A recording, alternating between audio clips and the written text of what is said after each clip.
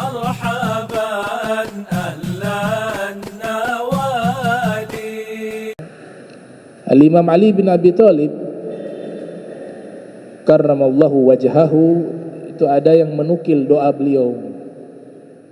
Beliau itu senantiasa berdoa dengan menyatakan bahwa wa ana minaz zalimin, saya ini termasuk hamba yang zalim. Dalam satu riwayat beliau mengatakan, kasihan diri saya, qillatuz zat wa safar at-tawil, bekal amal saya sedikit, perjalanan saya panjang. Padahal beliau ini sudah dapat jaminan akan menemani Nabi di dalam surga. Ya. Ana madinatul ilm wa aliyun babuha. Saya pernah bertanya kepada salah seorang kiai, Allah yarham, Kiai Salim. Kiai Salim ini kiai sepuh yang ada di Subaim. Guru beliau ada Syekh Abdul Malik, sama seperti gurunya Habib Lutfi bin Yahya. Ketemu juga Al-Habib Abdul Qadir di Malang, Al-Habib Soleh Tanggul. Pokoknya guru-guru sepuh-sepuh. Saya pernah tanya tafsiran hadis Nabi, ana madinatul ilm wa aliyun babuha, saya kotanya ilmu dan Imam Ali adalah pintunya ilmu. Kata beliau, itu yang dimaksudkan di situ adalah saya Nabi Muhammad sallallahu alaihi wasallam adalah pemilik kota-kota di surga, dan Imam Ali adalah pintu masuk ke surga. Artinya yang megang kunci Nabi sudah serahkan kepada Sayyidina Ali. Di dalam sudah ada Nabi di surga, dengan semua istana yang ada di surga itu hak milik Nabi. Nanti Nabi bagi, tapi kuncinya ada di tangan Imam Ali bin Abi Thalib. Jadi tidak mungkin orang yang tidak punya cinta kepada Imam Ali dia bakal masuk surga, sebab kuncinya ada di tangan Imam Ali. Ini tafsiran beliau, Kiai Allah yarham, Kiai Salim. Dan yang punya kota di situ adalah Nabi Muhammad sallallahu alaihi wasallam. Tapi lihat bagaimana yara nafsahu muqassirah. Doanya selalu merasa kurang. Itu ciri-ciri para aulia. Para aulia itu paling merasa banyak kesalahan, banyak dosa. Dan mereka gak melihat amal ibadahnya, dirasa gak ada amalan yang dilakukan, saking rasa takutnya kepada Allah subhanahu wa ta'ala. Selevel Sayyidina Ali mengatakan, bekal saya sedikit.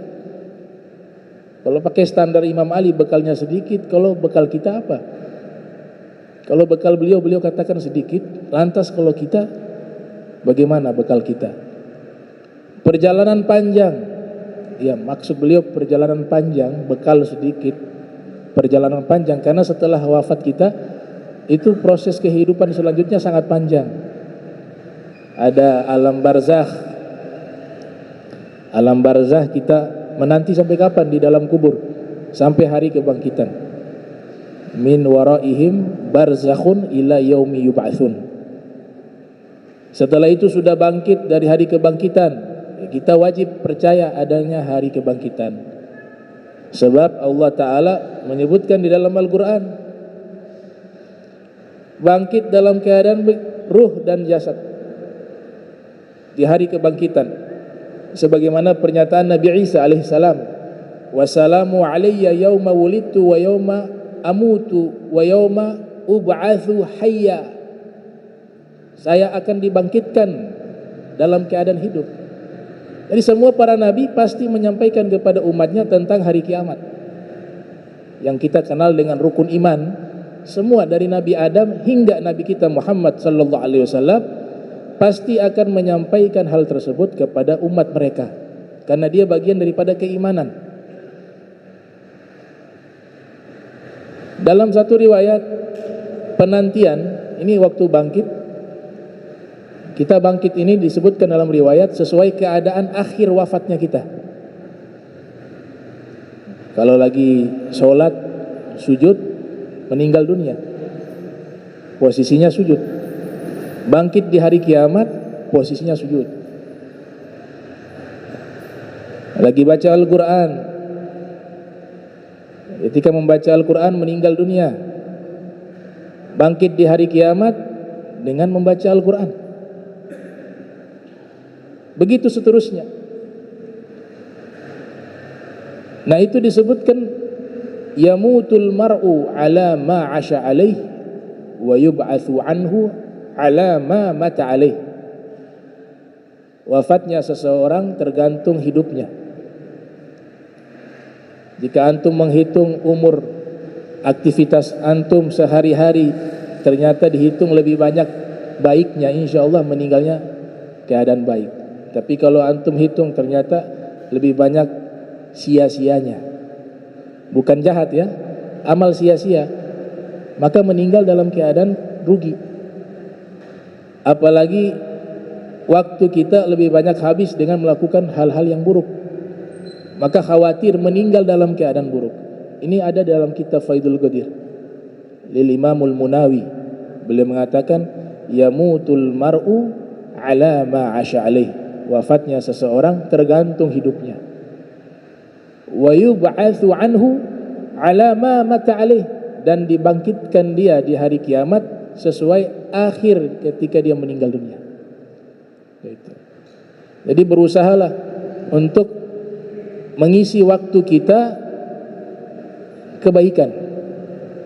Kalau gak bisa seluruhnya, paling enggak jangan sampai yang sia-sia lebih banyak daripada perbuatan baik yang kita lakukan. Karena khawatir nanti dalam riwayat tersebut meninggalnya dalam keadaan seperti itu. Nah, ini kita harus yakini bahwa hari kebangkitan itu ada. Jadi perjalanan panjang tadi saya katakan. Sayyidina Ali mengatakan as-safar at-tawil, setelah wafat perjalanan itu panjang. Alam barzakh sampai hari kebangkitan. Telah bangkit di hari kiamat, kita dikumpulkan di padang mahsyar namanya. Satu riwayat mengatakan pada mahsyar itu yang ada di Palestina. Dihancurkan alam semesta ini, kemudian Allah jadikan satu tempat yang baru lagi. Di tempat itu dinamakan mahsyar, semua manusia berkumpul di tempat tersebut. Fir riwayah, penantiannya menanti keputusan Allah selama 300 sanah, 300 tahun. Itu 300 tahun berdiam diri di situ menunggu keputusan Allah. Karena setelah itu nanti kita akan diproses yang namanya timbangan amal. Wajib mengimani timbangan amal, mizan. Ya, fa amma man thaqulat mawazinuhu. Allah sebut ada namanya mawazin, timbangan. Kalau amal baik berat, dia selamat, masuk surga. Kalau amal jahatnya lebih berat, maka dia celaka, masuk neraka. Timbangannya di akhirat menurut para mutakallimun di dalam kitab-kitab mereka, kalau di dunia berat timbangannya ke bawah, kalau di akhirat timbangannya berat dia ke atas. Dan piringan timbangannya itu ma bainas sama'i wal ard, seluas antara langit dan bumi. Nah, wajib kita imani, itu akidah ahli sunnah wal jamaah. Ada namanya hisab, perhitungan. Didata lagi kembali mana amal-amal kita yang dahulu, satu persatu Allah hitung. Nah, orang yang sudah meminta ampun di dunia dihapus sama Allah. Kemudian diberikan kitab. Orang yang baik terima kitab dengan tangan kanan. Fa amma man utiya kitabahu biyamini, siapa yang terima kitabnya dengan tangan kanannya dia selamat. Wa amma man utiya kitabu bishimali, ada orang yang terima dengan tangan kiri, celaka. Ada juga yang terima lewat dari belakang punggungnya, itu juga celaka. Dan timbangannya, kitabnya itu sangat lengkap, semua data ada di situ, semua amal kita. Itu di surat Al-Kahf disebutkan, la yughadiru saghiratan wala kabiratan illa ahsaha. Tidak terlewatkan sesuatu yang sangat kecil maupun besar, melainkan semuanya tertulis di kitab tersebut. Nah, setelah itu baru kalau lolos masih ada sirat. Jadi Sayyidina Ali mengatakan as-safar at-tawil itu benar-benar perjalanan itu sangat panjang. Tapi kita jangan khawatir. Kalau memang insyaallah meninggal baik, husnul khotimah, ya, setelah panjang umur, wasihat wal afiyah, proses itu terasa singkat, tidak memberatkan. Nabi sallallahu alaihi wasallam mengumpamakan seperti orang yang baru nikah, malam pengantin tahu-tahu sudah pagi, sudah masuk surga. Tapi yang celaka adalah orang yang meninggal dalam keadaan sul khotimah. Dia merasa itu sangat panjang waktu tersebut, sampai-sampai di dalam kubur dia diazab. Nauzubillah min dzalik. Di dalam kuburnya dia bilang, ya Rob, saya tidak kuat lagi diazab dalam kubur, segerakan saya masuk ke neraka saja. Padahal neraka lebih parah daripada azab kubur. Itu. Nah, sebab itulah Nabi mengijazahkan kepada kita, khususnya solat ba'da solat maghrib dan ba'da solat subuh, jangan tinggalkan zikir tersebut. Allahumma inni, Allahumma ajirna minan nar. Kalau kita rame-rame baca. Kalau sendiri Allahumma ajirni minan nar, dibaca sebanyak 7 kali. Jadi neraka ketika Allah ciptakan, neraka itu api.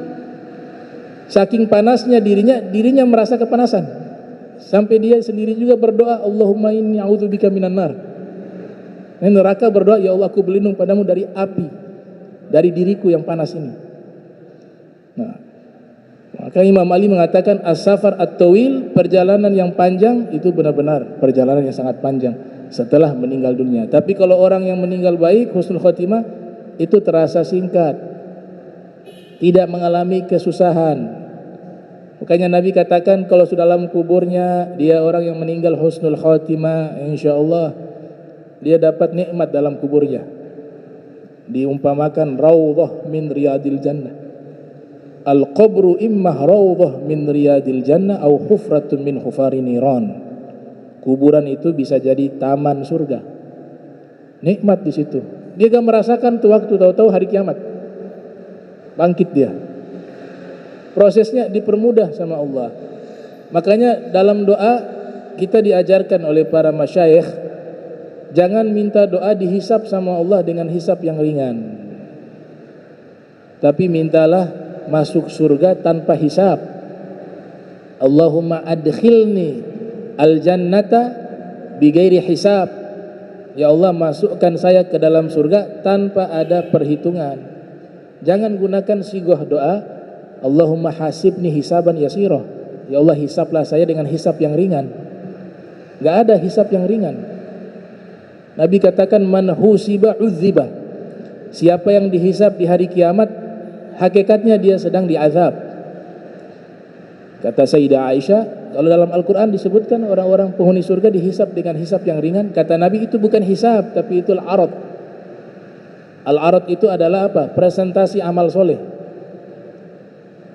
bukan hisap. Kalau hisap berat. Maka Nabi ajarkan doa, kalau minta kepada Allah, mintalah sesuatu yang paling terbaik. Jangan ukur dengan amal kita. Kalau amal kita pasti kita malu minta itu. Masa ya Rab, saya minta surga Firdaus, tapi kita tahu amal kita ini gak pantas sebenarnya. Sebagaimana doanya Abu Nawas, ya. Ya. Gimana doanya? Ilahi lastu Firdausi ahla wala agwa ala nari jahimi fahabli taubatan wa fil dhunubi fa inna ghafiru dzanbil azimi. Wahai Allah, saya tahu saya ini gak pantas di surga. Nah, kita belajar dari doanya beliau. Surga Firdaus bagi saya gak pantas. tapi saya juga gak kuat di neraka. Maka ampunilah seluruh dosa-dosa saya, karena yang mampu mengampuni seluruh dosa hanya Engkau. Kata para Syekh Abu Habsyaroni mengatakan, berkat doa tersebut Allah ampuni seluruh dosanya dan dimasukkan dia ke dalam surga. Nabi ajarkan minta surga jangan tanggung-tanggung, minta langsung Firdaus. Idza sa'altum Allah al-jannata fas'aluhu al-firdaus al-a'la. Kalau kalian meminta pada Allah surga, mintalah kepada Allah surga Firdaus. Nabi mengajarkan optimis, dilarang kita pesimis. Karena hakikatnya amal kita ini bukan sebagai alat untuk bisa membayar surga, gak cukup. Walaupun orang ini dari lahir sampai meninggal taat, gak pernah maksiat, dihitung dengan surga yang paling di bawah, gak cukup, mahal. Sehingga jangan sampai kita mengandalkan amal, tapi beramal harus, tapi bukan sebagai andalan kita bahwa dengan amal kita ini kita masuk surga, tidak. Karena kalau dihargai gak cukup, sudah amal kita berantakan, banyak kekurangan di sana dan di sini. Tapi yang menyebabkan kita masuk surga adalah rahmat Allah, bukan karena amal kita. Cuma amal itu yang menarik rahmatnya Allah, kasih sayang Allah. Inna rahmatallahi qaribun minal muhsinin. Sesungguhnya rahmat Allah dekat kepada orang-orang yang berbuat baik.